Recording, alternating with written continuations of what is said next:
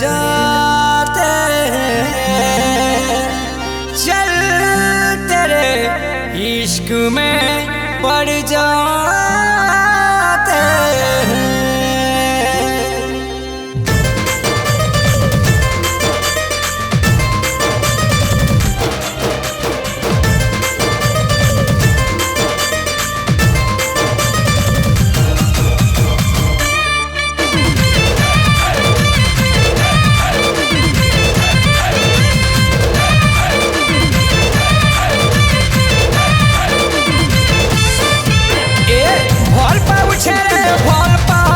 मी कहूथिलु धनटी मते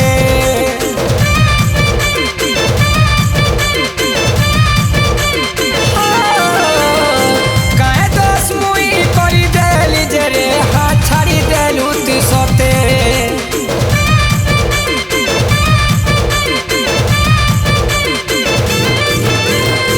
भल पाउछे रे भल पाउथि मी कहूथिलु धनटी मते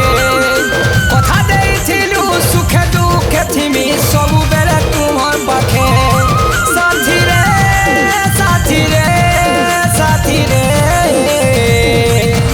साथी रे साथी रे साथी रे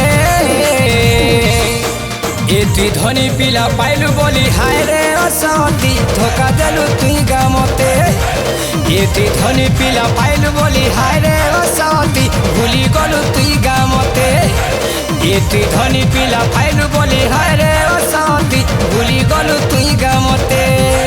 ए तुई धनी पिला पाइलु बोली हाय रे असती भूली गलु तुई गामते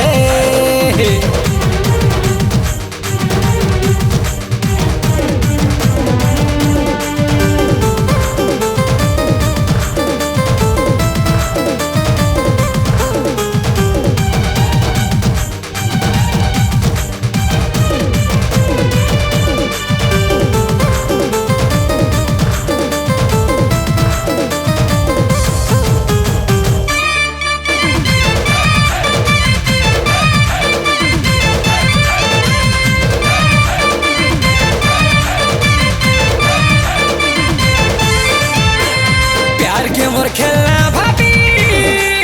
खेली गलु तुई लो रानी सब सपन के मोर काजे तुई लो भागी देलु लो रानी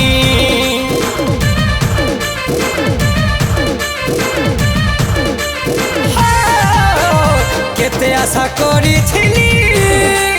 सागे रहमा बोली करी आज करी पिला बोली रे मते भूली गलु तुई सजनी साथी रे साथी रे साथी रे साथी रे साथी रे साथी रे एती धनी पिला पाइलु बोली हाय रे असती धोखा देलु तुई गामते एती धनी पिला पाइलु बोली हाय रे असती धोखा देई गलु मते एती धनी पिला पाइलु बोली हाय रे असती धोखा देलु तुई गामते एती धनी पिला पाइलु बोली हाय रे असती बर्बाद करी देलु गामते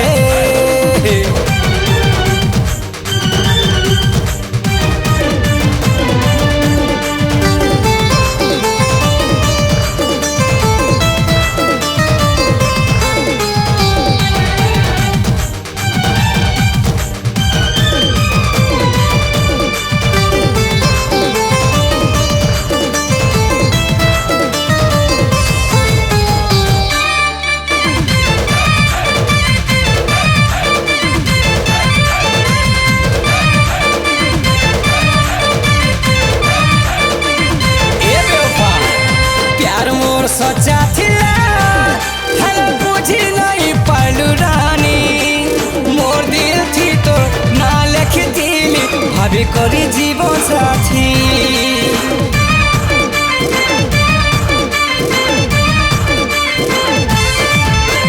चौखम देई गलू भूली नहीं परलो रानी जनम जनम तारा सा जनम तो सुर करू थी मुई साथी रे साथी रे साथी रे साथी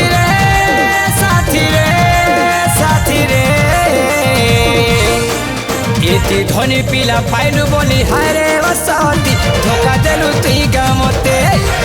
एटी धनी पिला पाइलु बोली हाय रे बसती बर्बाद कलु तुई गामते एटी धनी पिला पाइलु बोली हाय रे कपटी बर्बाद कलु तुई गामते एटी धनी पिला पाइलु बोली हाय रे बसती भूली गलु तुई गामते।